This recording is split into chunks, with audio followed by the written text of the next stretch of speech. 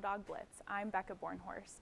The women's soccer spring season is just beginning, and I'm lucky to be joined in the studio today with head coach Terry St. John and junior forward Katie Griswold. How are you guys doing today? Good, thanks, Becca. Yeah, thanks for being here. So spring season's just beginning, and last Sunday you guys played IUPUI and came out on top with a 2-1 victory. So can you just talk a little bit about that first game and just getting back out on the field with the team? Sure. It actually was our first game after spring break. We had a play date, one of our 5 play dates prior to a spring break up at Purdue. We played Dayton and UW-Milwaukee. But this game in particular kind of was more into the flow of training and kind of we had quite a few practices prior to it. So in effect it felt like more or less our first spring game. And we came out with a 2-1 victory. And IUPUI has kind of been this thorn in our side over the last 6 years, where they're an extremely scrappy team, and soccer is a game that's decided by such a slim margin. Even if you think you're the better team, you can sometimes come out on the losing end. So this was actually the first time in 6 years or so that we've actually come out on the winning side, which is a nice monkey to get off of our back. So it was a very productive day. So this upcoming weekend you play 2 games, one against Bellarmine and one against University of Indianapolis. So just talk a little bit about what your goals are for this weekend as a team. Spring in general is preparation for next fall. So we're not specifically preparing for this Sunday. I think what presents a good challenge for us on Sunday is that there's 2 games back to back. So you know, it's not always fun to do our fitness and training and kind of manufacturing soccer fitness. So I think the girls will appreciate just having a day where they're garnering some fitness just from playing. But overall this spring our main objectives have really been just to work on our style of play and making sure everyone's on the same page. We've made some adjustments in the midfield since last fall. Just being pragmatic with the personnel that we have and how we want to play for next fall. So just a continued effort to prepare for next fall. That's great. And Katie, will you be back for this weekend? And if so, what are your personal goals for this weekend? I'm hoping I'll be back. I get to do some jogging and then sprinting and then kicking some balls, make sure I'm okay to play tomorrow. And then just working on all the things that we've worked on in practice, like the turns that we make, and I've been working on a power shot, so hopefully to get some of those in again. So since you talked about the spring season being more of you know, a time where you guys can improve really for fall season, which is what really counts, when it comes to playing time and that sort of thing in the spring, is everyone getting about the same amount of minutes, or how does that work?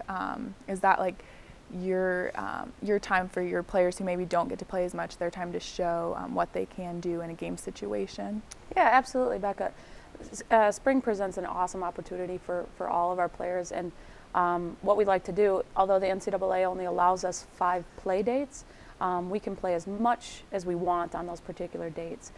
So knowing that we were going to have about 20 and not really knowing our injury status going into the scheduling, we scheduled 2 play dates that have 2 games on them. Yeah, this Sunday, I'm sure there will be no complaints about playing time. If anything, I think you'll be having a few kids asking to come off the field. So that's great. So the end of your spring season is going to wrap up when you guys head to Bloomington to play IU, and I thought that was a great way to, you know, wrap up the spring season, just because, you know, IU's in the Big Ten and all of that, and I feel like that just makes it more exciting. We'll start with you, Katie. Is that just, you know, a fun game? Is that something you guys are looking forward to? Yeah, it will show us where we are at the end of the season going into fall and where we're standing. So that's great. What about you, Coach? What is that game? Yeah, for you guys? We don't play them next fall, so we really wanted to put them on the spring. You typically don't want to play teams you're going to play in the spring. So since we're not playing them, you know, it's a pretty easy trip down to Bloomington. Yeah, and there's not much motivating that needs to be done by the coaching staff, whether it's a spring game or a fall game for that game. So I think that will be a good weekend to kind of, like as Katie said, to end things and know where we stand and know what kind of work needs to get done over the summer for the girls. Right. And just talking a little bit more specifically on spring season, what are the hours you're allotted to practice, and how do you guys use that? Do you practice every single day? Are you also weight training and those sort of things? What are you doing during this time? And then when does that officially end? Yeah, you know, it's a little bit misleading to call this our off season, because I think if you ask any of our players, they feel like they're training even more because there's not a lot of traveling and there's no need for a lot of recovery after games. So the first about 6 weeks of the first semester, or excuse me, the second semester, we're in what are called our 8-hour weeks, and we can only train 8 hours, and we're limited to 2 hours with the soccer ball, which to the chagrin of our players, that leaves 6 hours for fitness and weight training. So I'm sure they'd rather have the ball a little bit more. And then after those 6 weeks are up, we're back to our 20-hour weeks, and it's 6 days a week when we have games. So, you know, and as a coach, it's my favorite season in terms of player development. You know, in the fall season, there's so many games being played that the quality of training sessions are so few because you're either resting going into a game or coming out of a game, and you need to recover a bit and let the bodies get back to 100%. So in the spring, it's all about player development. We do a ton of individuals. We do individuals on a voluntary basis. You know, here's a perfect example of a player that does an extra probably hour and a half just coming in and working with the coaches. So it's a time of year that we love as coaches. Yeah, that's great. And Katie, getting a player's perspective, what's your favorite part about spring season? Coach talked about player development. Is that something that you'd like to take advantage of? And really, what are you trying to work specifically on your game this spring so that you can be even better next fall?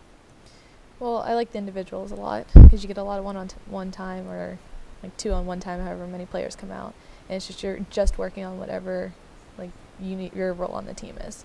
So I don't have to go through all the defensive stuff, and I just get to worry about like shooting and scoring goals. Gotcha, that's great.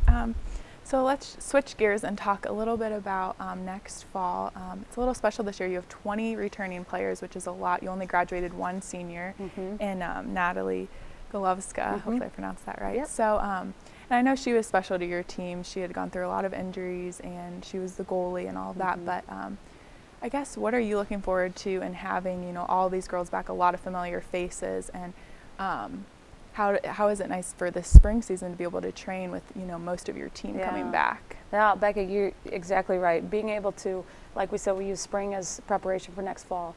So when you have so much of your team intact going in to the fall, it's so much easier for that mental preparation of what it's actually going to look like in a few months.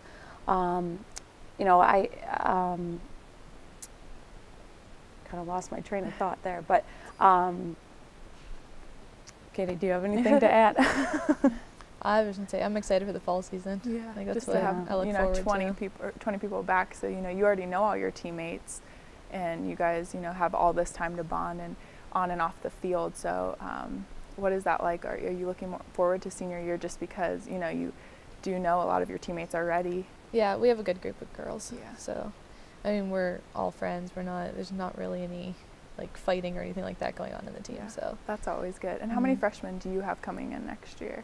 There's 5 currently. Okay. So we're working on one more, but there's 5 currently. That's So yeah, my other comment about that was that I'm excited not to be referred to as a young team anymore. Right. So we've kind of endured 2 years of having a really large part of our roster being freshmen and sophomores, and now they're juniors and seniors, which I think having that experience and kind of having that urgency to want to do well and knowing that, you know, your time is almost up, I think is really going to help us next fall. Yeah. Experience definitely helps, and that brings me to one of my last questions about the 5 seniors next year, with Katie being one of them. So, you know, being a senior leader next year, what is your goal as a senior, as your last season? What do you want to do to leave your mark here? And also, as a group of you 5, what do you guys want us to do on the field next year? Well, I think we just want to set an example for our team, and just like come out to every practice and be real competitive and fight hard, so that it brings the rest of our team to want to have the same outcome as we do. That's great. And what about you, Coach? How are you excited about having, you know, 5 seniors on the squad this year? You know, just to help almost be, you know, the coaches out on the field. Are you excited about that? Yeah, absolutely. I mean, Natalie did a phenomenal job, but you know, she's one voice, and sometimes she wasn't even on the field for us. The one thing about these 5 individuals that will be our seniors, they're incredibly good people. Like I could sit and chat with any one of them for hours.